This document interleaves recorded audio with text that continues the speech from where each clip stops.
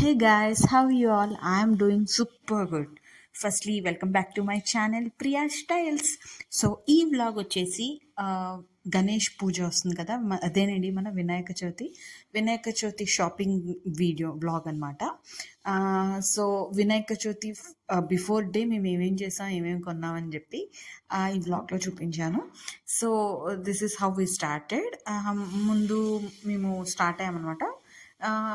వినాయకుడిని చూద్దాం, ఫస్ట్ వినాయకుడిని తీసుకుందాం, తర్వాత కావాల్సిన సామాన్లు తీసుకుందాం అని అనుకున్నాం. బట్ మనం అనుకున్నట్టు దేవుడు చేయడు కదా, దేవుడి ప్లాన్స్లో మనం వెళ్ళిపోవాలి. బట్ ఇక్కడ చూడండి, అందరూ వినాయకుడి చవితి సంబరాలు ఆల్రెడీ స్టార్ట్ చేసేసారు.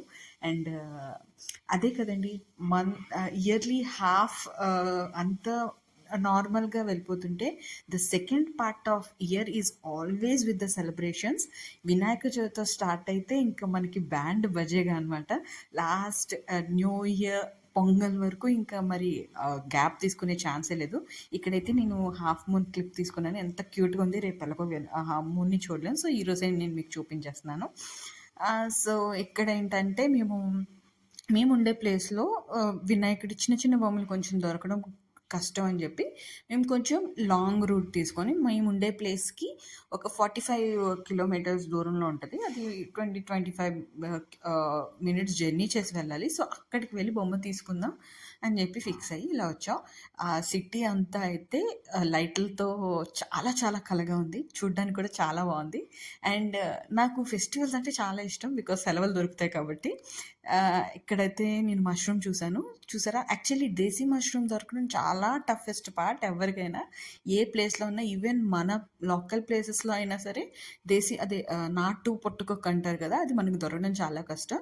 బట్ మాకైతే ఎవ్రీ ఇయర్ రైనీ సీజన్ ఆ టైంలో అక్కడ దొరుకుతుంది. సో నేనైతే అక్కడ మష్రూమ్ తీసేసుకున్నాను. సో ఇక్కడ నుంచి ఒక్కొక్క బొమ్మ చూసుకుంటూ వెళ్తున్నాం, బికాజ్ ఎవ్రీ ఇయర్ బొమ్మ చూసినప్పుడు నాకు అనిపిస్తుంది అనమాట. నేను ప్రతి బొమ్మని వెళ్ళి చూసి దాన్ని జడ్జ్ చేయను, బట్ నాకు ఏదైనా బొమ్మ కనిపించిందంటే నాకు హార్ట్కి టచ్ అవుతుంది అనమాట. డెఫినెట్గా వినాయకుడు చెప్పినట్టు అనిపిస్తుంది, ఇయర్ ఈ బొమ్మని తీసుకెళ్ళి ఇంటికి అని చెప్పి వినాయకుడు నాకు చెప్పినట్టు అనిపిస్తుంది. సో నేను ఆగి 10 సెలెక్ట్ చేసి అందులో 5 ఫైనల్ చేసి అందులో ఒకటి నేను తీసుకోను. నేను అలా చూస్తూ వెళ్తాను. నాకు ఏదైనా నచ్చిందంటే ఈవెన్ ప్రైస్ కూడా నేను అడగను. అంటే నా బడ్జెట్లో వస్తుంది అని నాకు అనిపిస్తే డెఫినెట్గా నేను I will go for it. So అలా నేను బొమ్మని వెతకడానికి అని చెప్పి అటు ఇటు చూస్తున్నాం. బట్ ఇక్కడ మార్కెట్ అయితే ఫుల్ రష్గా ఉంది. ఈ గ్యాప్లో నాకు అశోక్కి గొడవ కూడా అయిందంటే, ఇది నచ్చుతుంది అది నచ్చుతుంది అంటావు, నేను అటు ఇటు తిప్పలేకపోతున్నాను ఈ బండిని అని చెప్పి. బికాస్ తనకి అదే సర్కిల్లో నియర్లీ 10 times రౌండ్ వేయించాను అనమాట. బికాజ్ నాకు ఎందుకో తెలీదు, దిస్ ఇయర్ బట్ దొరకలేదు. మేబీ రష్ వల్ల తెలీదు, నాకు ఎందుకో సరిగ్గా అనిపించలేదు. బట్ ఫస్ట్ నేను అశోక్ ఏం ఫిక్స్ అయ్యామంటే, ముందెళ్ళి మనకి వినాయకుడు పూజకి కావాల్సిన సామాగ్రి, పూలు పళ్ళు అవి తెచ్చుకుందాం, later on we can buy విగ్రహం అనుకున్నాం. ఫస్ట్ అయితే ఇక్కడ పూల షాప్ దగ్గర ఆగామంటే, ఇక్కడ కూడా విడి పువ్వులు అంటే లూజ్ పువ్వులు ఉంటాయి కదా, అంటే మాల కట్టకుండా అవి ఎక్కడ దొరకలేదు. దానికోసం నేను చాలా వెయిట్ చేశాను, చాలా వెతికాను. రేట్ అయితే మాత్రం భయంకరంగా చెప్తున్నారు, చాలా ఎక్స్పెన్సివ్లా ఉన్నాయి.